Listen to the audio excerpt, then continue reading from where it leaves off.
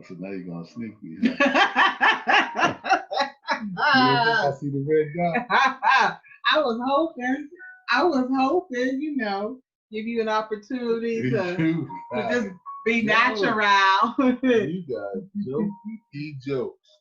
Oh yeah, Drew, that's okay. So we're ready. And scene, take two.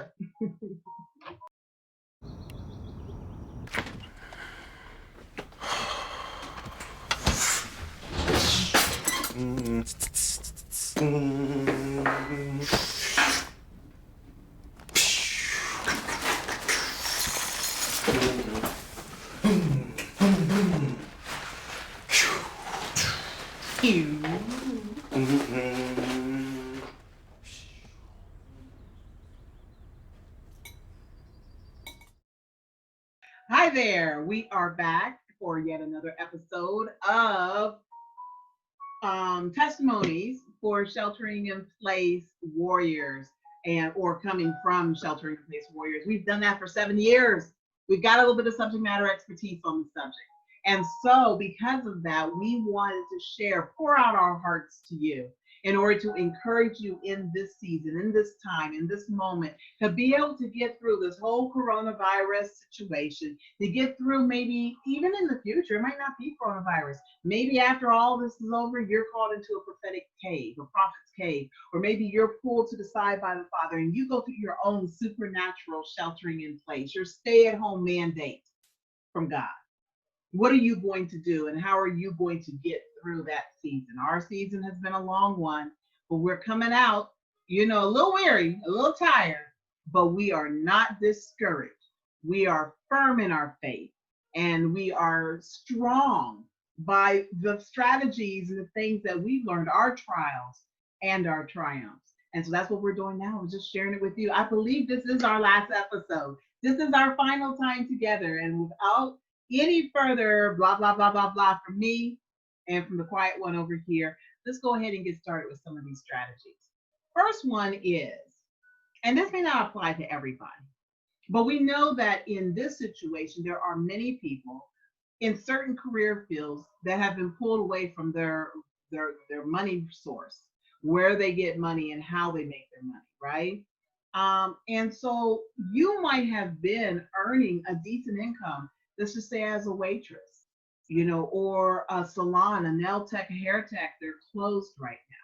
There are certain places that are not paying you money in the meantime and in the between time is what we call it. And so you might be walking away from being a 50K, 60K, 70K even earner to practically nothing. And the stimulus check, as nice as it is not going to carry you forever. However, when you were in that bracket, earning bracket, you may have had certain people in your life that as you are removed from that tax bracket or from that income bracket, they also remove themselves. We experienced that. I was almost, well, we both were independently almost 100K earners on our own. So we had some decent money coming in from our careers. But as Abba Father pulled us from our careers, gave me a specific mandate to leave. I had arrived. And in my arrival, I had a certain, you know, we say birds of a feather flock together.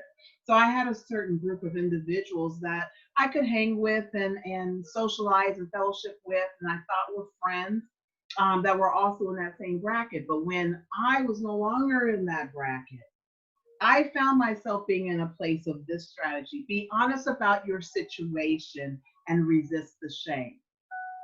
I wasn't always honest about my situation. I would make excuses as to why I couldn't hang with them, or maybe I would be a little bit more depressed because I didn't have what I once had.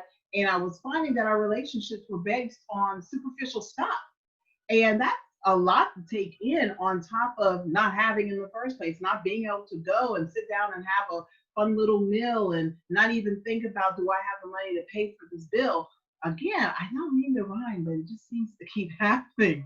But yeah, just be honest about your situation. And those who care will stay and be there for you. And those who don't, and that judge you because of your circumstances looking look a little different, let them go, and it's okay. Did you want to have anything to talk about as far as strategy of being honest about your situation and resist the shame? When that's when I first got together, uh, God had already kind of started me on this pathway before he brought her into it. And so I had gotten to a point where I started to use my season of being trained as a petri dish for others. And some of the same people that she's talking about, um, and people that I knew before I met her, I would tell them the truth just to see how they would handle it.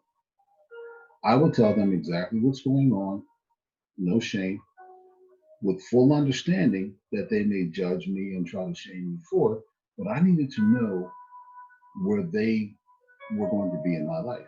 I wasn't like And so it was funny too, because a couple of times she used to say to me, honey, please stop telling these people what's going on because they think you're crazy and I'm stupid. And I'm like, honey, it's a petri dish. I know what I'm doing. I tell them that for a reason because I know where God's taking me. I know where God's taking us. I know where he told me I would need you and that we were to be together. So I need to know if they need to be where we're going when we get there, because if not, they need to stay right where they are. And so with that, I encourage you to be okay with people pruning you off of their tree because you don't meet a certain superficial status that they feel is important. Okay. One of the things that the stock market crash and the oil price crash and all these different economic downturns and the whole world's just shutting down right now because of the COVID-19 situation has shown is that you can be flying high one day and through no action of your own, the next day it's gone. I mean, gone. Okay. And you hear about it metaphorically, you see it in scriptures. Now we're getting to watch it firsthand, live and in color, every single day. So just know, just know, and that if you also look at it's hitting not just poor people without health care, it's hitting celebrities, millionaires.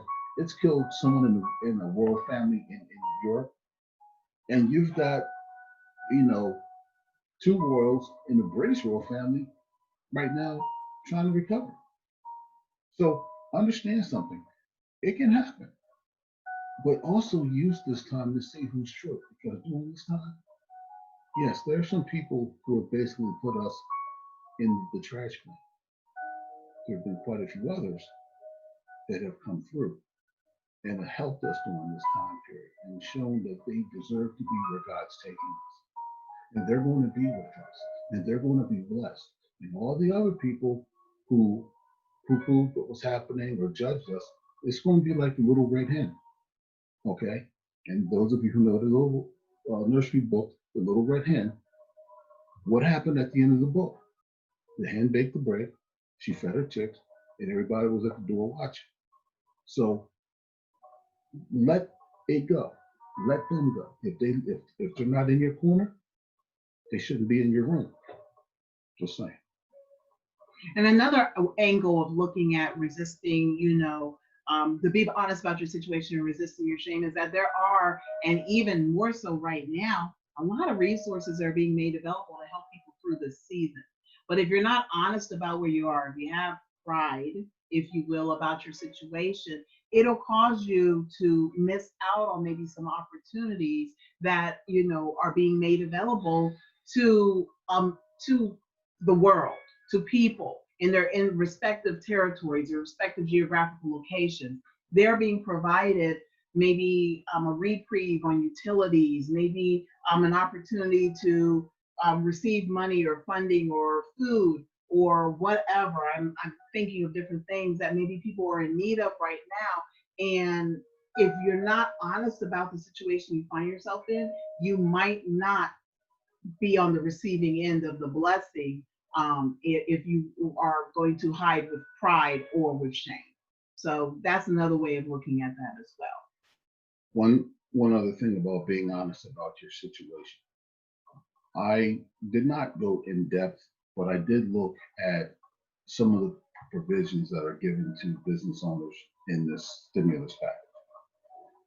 And while on the front side, when they get their act in gear and money really does start flowing, it looks like when you apply, it'll be given. I implore you, if you're going to apply for these things, read the print at the bottom that says any fraud, you will be paying 150% of the money you got back, plus could face criminal prosecution. Understand something. Make sure that if you apply for any part of the stimulus money, I'm not talking about the $1,200 checks. That's just for being alive and American and having the Social Security money. I'm saying for the $10,000 to $2 million, for those of you who have businesses. For those of you who are in the United States too, because Right. it may not apply to where you, if you're tuning in from overseas. Right. Yeah, I'm strictly talking to Americans who are eligible. But make sure that when they do the Inspector General report and they go through and they review everyone who got funding, that you were legally and morally able to receive those funds, because they will come after you. Yeah. So if you only have one employee before this all happened, don't suddenly have 5. That's what we're saying. Yeah, because that's going to be a problem. Okay. Problem you don't need. And with that, we will be back.